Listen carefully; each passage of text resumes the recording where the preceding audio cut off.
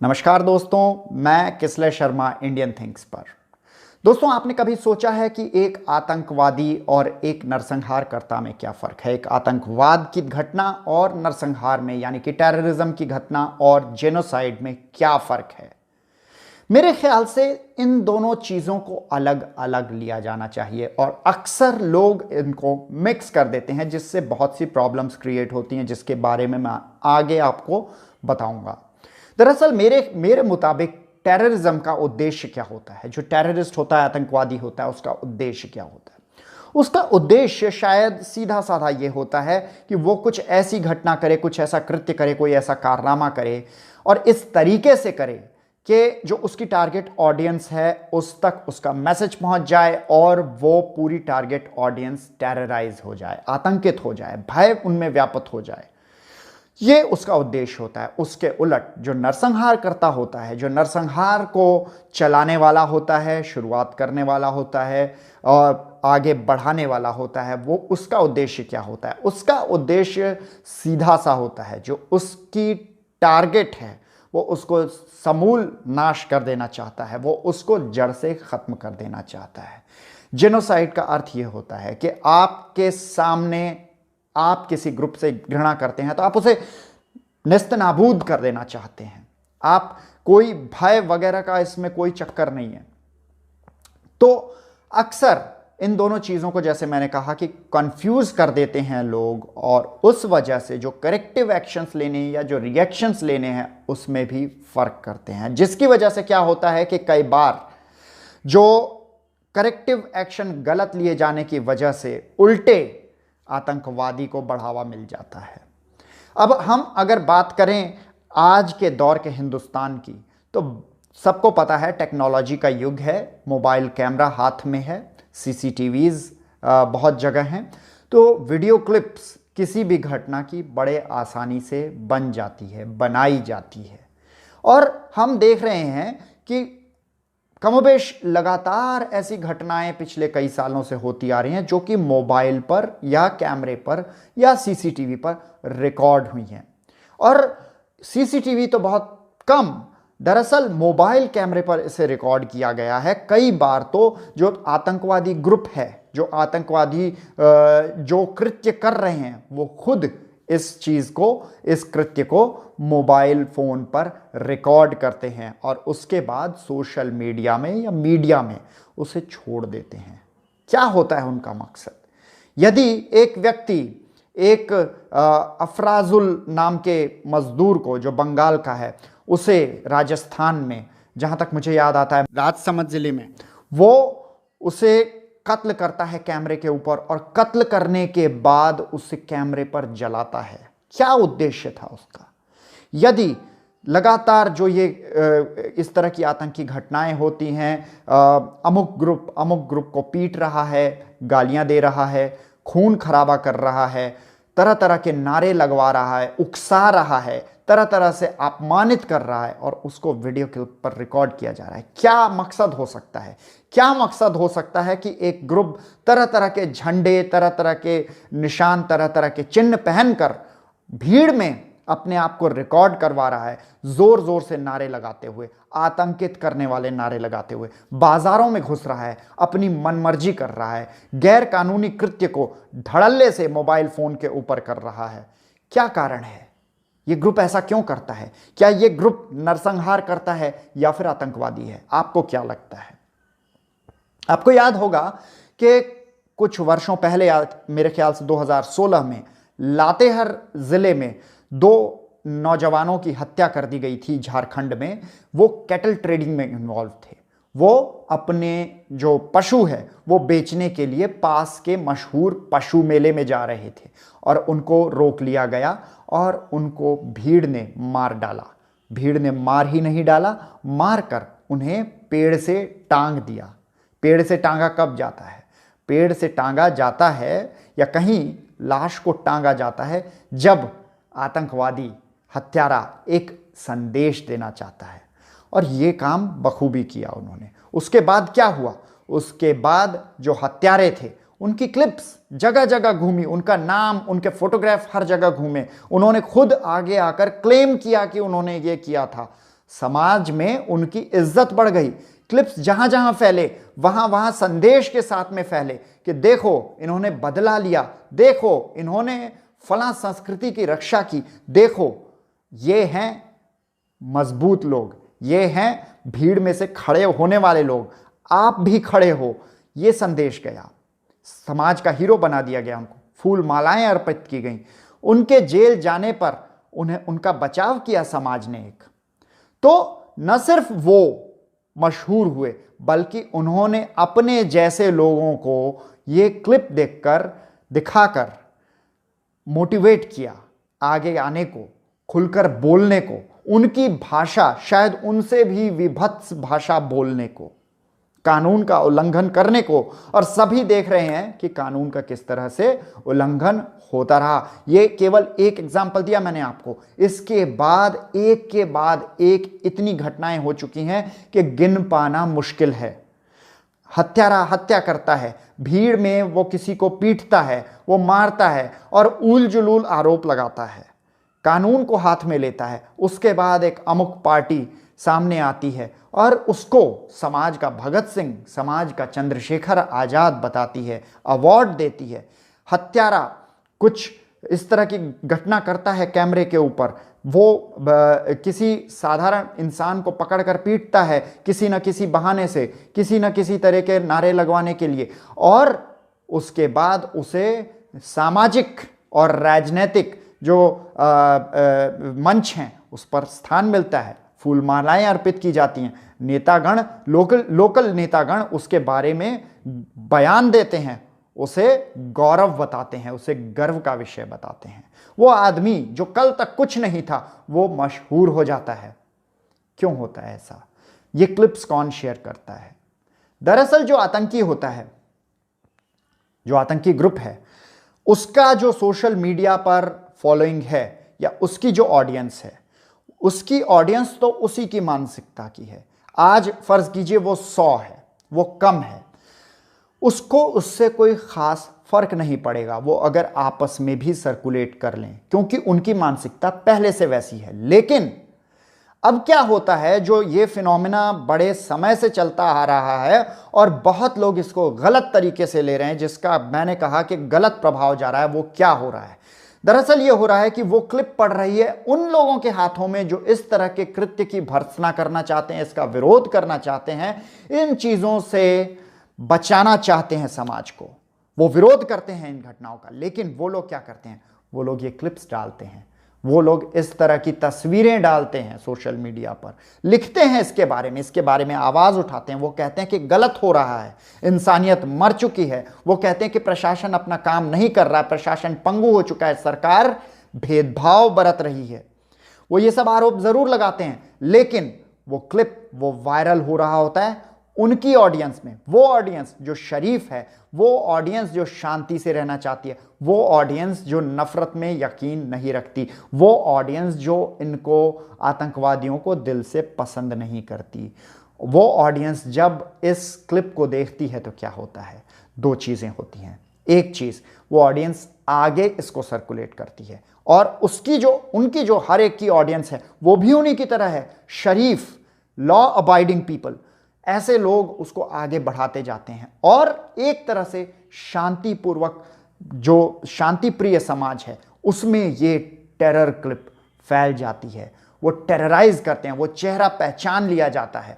खैर, ये शांतिप्रिय लोगों में भी फैलता है और इसी तरह से उस लार्जर ऑडियंस में जाता है जो कि शांतिप्रिय शायद ना हो, शायद उनके अंदर पशु बैठा हो जो ये देखकर जाग जाए, जो समझें कि अगर वो भी इस आतंकवादी की तरह से बर्ताव करेंगे, कारनामा करेंगे, तो वो भी मशहूर होंगे, उनके जयकारे लगेंगे, उनको भी गेंदे की फूल माला पहनाई जाएगी, उनको भी अमुक पार्टी मंच पर जगह देगी, शायद टिकट भी दे देगी चुनावी रण का। तो ऐसे में वो लोग, जो लोग सस्ते में हीरो बनना चाहते हैं, वो भी ऊपर आते हैं। और क्या होता है? वो जो आतंकवादी होता है, जो कल तक एक अनजान अनाम व्यक्ति था, उसका नाम मशहूर हो जाता है, उसका चेहरा मशहूर हो जाता है, और फिर वो क्या करता है? वो एक सोशल मीडिया का अकाउंट खोल लेता है, ट्विटर अकाउंट खोल लेता है, फेसबुक अकाउंट खोल लेता है, यूट्यूब चलाने, या फिर पहले से चल रहा था, पहले 10-5 लोग देखते थे, आज उसे हजारों लाखों की संख्या में लोग देखने लगते हैं, वो मशहूर हो जाता है। फिर वो क्या करता है, उसकी मनोवृत्ति तो वही है, शायद उसका मिशन भी वही है, शायद उसे किसी ने इसके लिए ठेके पे हायर किया है, काम वो वही करता है, वो लगातार जहर उगलता है, वो लगातार इस तरह की बातें करता है। पहले उसे 5 लोग सुनते थे, अब उसे 5 लाख लोग सुनते हैं, और धीरे धीरे ये समाज में जहर फैलता जाता है। समाज में जहर फैलने से जो ध्रुवीकरण है वो तेजी से बढ़ता है। एक तरफ डराने वाले लोग बढ़ते हैं और एक तरफ डरने वाले लोग भी बढ़ते हैं, दोनों में वृद्धि होती है, समाज फटता जाता है, दो अलग अलग किनारों पर पहुंचता जाता है। और ध्रुवीकरण की राजनीति का फायदा हमेशा दक्षिणपंथी धुर को होता है, दक्षिणपंथी धुरी को, दक्षिणपंथी सोच विचारधारा वाले दलों को होता है। ये सबको पता है, लेकिन हम फिर भी ऐसे कारनामे करते हैं। दरअसल टेरर का मकसद यही होता है। टेरर का मकसद होता है समाज में भय व्याप्त कर देना और एक अलगाववाद की भावना उत्पन्न करना कि समाज में हम अलग थलग पड़ गए हैं, हमें कोई पूछ नहीं रहा है और हमारे साथ गलत हो रहा है, ये भावना तेजी से बढ़ाना और भय फैलाना। और दूसरी तरफ समाज में जो ऊल जुलूल कृत्य करके हीरो बनने वालों की संख्या या फिर भीड़ का जो इकट्ठा करने की शक्ति है वो बढ़ जाती है। एक इस तरह का आतंकवादी अगली बार जब कोई कृत्य करेगा, जब वो घोषणा करेगा ट्विटर पर, यूट्यूब पे, व्हाट्सएप पे, टिकटॉक पे, तो उसके एक कॉल पर हजारों लोग वहां पे पहुंचने का शायद एक बैकग्राउंड तैयार हो गया होता है, पहले नहीं हो पाता। तो ये दरअसल दक्षिणपंथी राजनीति के हाथ मजबूत करता है।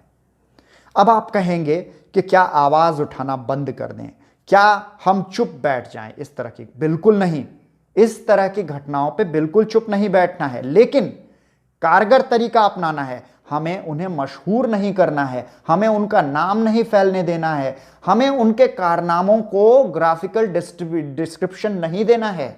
यही वो चाहते हैं। उनका मीडिया कमजोर है, उस तरफ वो 5 हैं तो आप 95 हैं। आप 95 लोग जब उनका प्रचार करेंगे तो वो तो 100 लोगों में मशहूर हो जाएगा, और जब 100 लोगों में मशहूर हो जाएगा तो वो 100 में से 50 लोग अपनी तरफ खींच लेगा।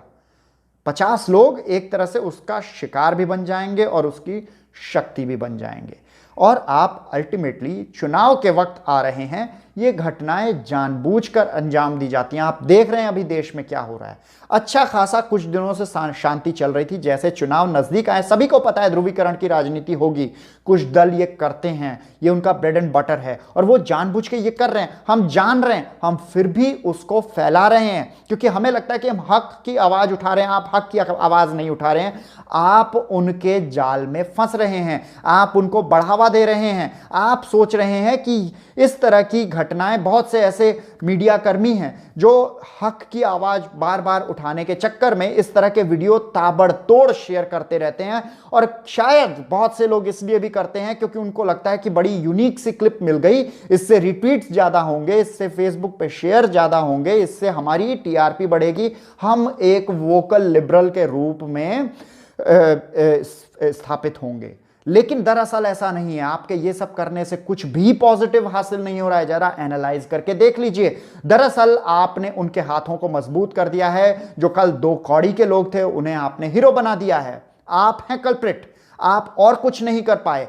और कानून का ही रास्ता इसमें एकमात्र रास्ता है, दूसरा रास्ता है चुनावी रास्ता। चुनावी रास्ते से आप दक्षिणपंथियों को हरा सकते हैं, आतंकवादियों को बढ़ावा देने को वाले और आतंकवादियों को हरा सकते हैं। चुनावी राजनीति के लिए जब जब पोलराइजेशन होगा उनको फायदा होगा, याद रखिए। तो पोलराइजेशन की हर ट्रिक को फ्लॉप करने के लिए आपको ऐसी क्लिप, ऐसे पिक्चर्स, ऐसे ग्राफिकल डिस्क्रिप्शंस को दबाना होगा, गायब कर देना होगा सोशल मीडिया से। अपने आप को टूल, अपने आप को उसका वाहन, अपने आप को उसका धारक नहीं बनने देना होगा। यह बहुत जरूरी है। टेम्पटेशन बहुत होती है, दिल रोता है, आंख में आंसू आते हैं, भय लगता है, कई बार लगता है कि इसे शेयर जरूर कर देना चाहिए। अगर मैंने यह भी नहीं बताया लोगों को कि मैं इसके विरुद्ध हूं तो फिर मेरा ज़मीर नहीं मानेगा। लेकिन दरअसल आप गलत कर रहे हैं। आप लिखिए, आप बताइए, आप घटना का विरोध कीजिए, लेकिन ना उन्हें हीरो बनाइए, ना उनका चेहरा, ना उनके वीडियो, ना उनके कारनामे, ना उनके द्वारा फैलाया गया भय वो फैलाइए। आप उसमें टूल मत बनिए। आपको याद होगा क्राइस्ट चर्च में जो हत्याकांड हुआ था न्यूजीलैंड में, जिसमें मस्जिद में घुसकर आतंकवादी ने अपने हेलमेट लगा रखा था, हेलमेट के आगे कैमरा था, वो फेसबुक लाइव कर रहा था, 50-60 लोग उसने राइट ऑन कैमरा मारे हैं। और वो बहुत ही सिहरा देने वाली वीडियो क्लिप थी। लेकिन वो जो एफबी लाइव था, हत्याकांड चल रहा था, उसके कुछ ही मिनटों में ट्विटर हो, फेसबुक हो, अन्य सोशल मीडिया प्लेटफॉर्म हो, न्यूजीलैंड गवर्नमेंट हो और सिटीजन ग्रुप्स हो, उन सभी ने तुरंत अपील की कि इस वीडियो क्लिप को शेयर ना किया जाए और हत्यारे के मकसद को कामयाब ना होने दिया जाए। यदि उसका मकसद सिर्फ हत्या करना था तो वो वीडियो क्लिप क्यों बना रहा था? आप सोचिए, हत्यारे को वीडियो क्लिप क्या बनाने की जरूरत है? वो किस तक ये संदेश पहुंचाना चाहता है? उसके अगर कोई आका थे तो उनको तो समझ में आ ही जाना था कि इतने लोग मार दिए उसने। तो वो किन तक संदेश पहुंचा रहा था? वो आप तक संदेश पहुंचा रहा था। आप शांति प्रिय, लॉ अबाइडिंग लोग हैं। आप वो लोग हैं जो भाईचारे से रहना चाहते हैं। आप वो लोग हैं जो वसुधैव कुटुंबकम में विश्वास रखते हैं।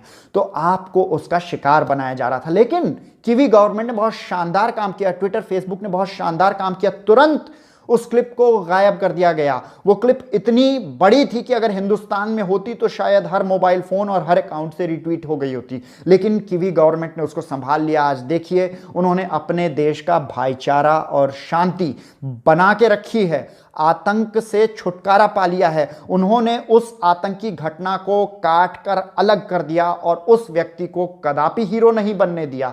उसकी खबरें बार बार नहीं छापी, उसके लाइफ के डिस्क्रिप्शन, बैकग्राउंड, उसकी सोच इतनी ज्यादा नहीं छापी उन्होंने, चेहरे नहीं छापे, उसके गुरुओं के नाम नहीं लिखे, उसका मोडस ऑपरेंडी इतना नहीं लिखा।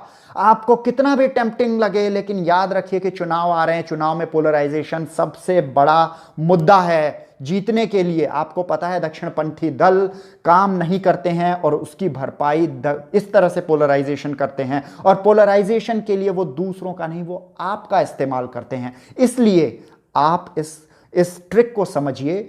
और मेरा आप सभी से अनुरोध है कि इस वीडियो को रिट्वीट करें। इस वीडियो को अगर समझ में आई है, सहमत हैं, तो आप अपनी भाषा में कहें और आगे ये बढ़ाएं और प्रण लें कि आप आज से किसी भी समय इस तरह की आतंकी या बेइज्जती करने वाली, धार्मिक उन्माद फैलाने वाली, हेट फैलाने वाली न घटनाओं की तस्वीरें, न उसके ग्राफिकल डिस्क्रिप्शन और न वीडियोस शेयर करेंगे। हक मांगना है, अधिकार मांगना है, कानून व्यवस्था को स्थापना करनी है तो आप एफआईआर कीजिए, आप कानून के द्वारा लड़िए। आप घटना का विवरण पूरा मत लिखिए, लेकिन आप बताइए कि फलां फलां जगह फलां फलां व्यक्ति पर अत्याचार हुआ और सरकार, पुलिस, कोर्ट इस पर कार्रवाई करे। आप इस तरह से बोलिए। उन लोगों का नाम मत लीजिए। नाम लेने से वो हीरो बनते हैं।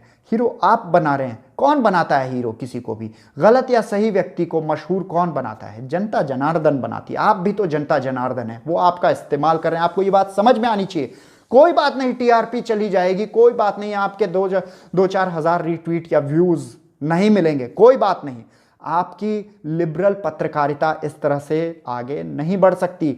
आप यदि ये काम कर रहे हैं कि उनकी आतंकी घटनाओं को लगातार शेयर कर रहे हैं हक मांगने के नाम पे, लिबरल बनने के नाम पर, तो दरअसल आप उनके साथी हैं। और एक समय के बाद आप ये जान चुके हैं जो मैं बोल रहा हूं, आप फिर भी कर रहे हैं, इसका मतलब तो आप वाकई में, अनजाने में नहीं, आप वाकई में साथी हैं। 2 पोल्स के बगैर ध्रुवीकरण की राजनीति नहीं हो सकती। एक पोल कभी भी ध्रुवीकरण की राजनीति नहीं कर सकता। ध्यान रखिए, उनकी कोशिश है कि 2 पोल बनाना, बंटवारा करना, 2 किनारे बनाना, 2 फाड़ करना समाज को। आपकी कोशिश होनी चाहिए पोल एक ही रहे। एक पोल रहेगा वो फेल हो जाएंगे। ना उन्होंने काम किया है, ना उन्होंने जनता को कोई सुविधाएं दी हैं, ना अपने चुनावी वायदे पूरे किए हैं। जनता का जीवन गर्त में जा रहा है, फिर भी वो क्यों ध्रुवीकरण की राजनीति पर जीते? भाई, इलेक्शन तरीका है। आज उनके हाथ में ताकत कैसे है? क्योंकि वो चुनाव जीते हैं, उनके हाथ में पूरा तंत्र है। आप चुनाव हरा देंगे, वो गायब हो जाएंगे। आप एक्शन ले सकते हैं। उसके बाद आप उसके बाद कानून पुलिस व्यवस्था में सुधार करके, शिक्षा में सुधार करके देश को बेहतर बना सकते हैं, ये आतंकवाद हटा सकते हैं। आप उस तरह से सोचिए, छोटी छोटी बातों पर अपना टीआरपी लेने के लिए, अपना अट्रैक्ट करने के लिए, लोगों को फॉलोअरशिप बढ़ाने के लिए, मशहूर होने के लिए काम मत कीजिए। चुनाव आ रहे हैं, बिल्कुल ध्यान रखिए। आइए प्रण लें कि हम इस प्रकार के वीडियोस, हेट स्पीचेस, उसके ग्राफिकल डिस्क्रिप्शंस, पिक्चर्स बिल्कुल भी शेयर नहीं करेंगे, बत्ती बंद करके रख देंगे। अगर आप मुझसे सहमत हैं तो इसको आगे फैलाएं और इस संदेश को भी आगे फैलाएं। मैं आपका आभारी रहूंगा। धन्यवाद।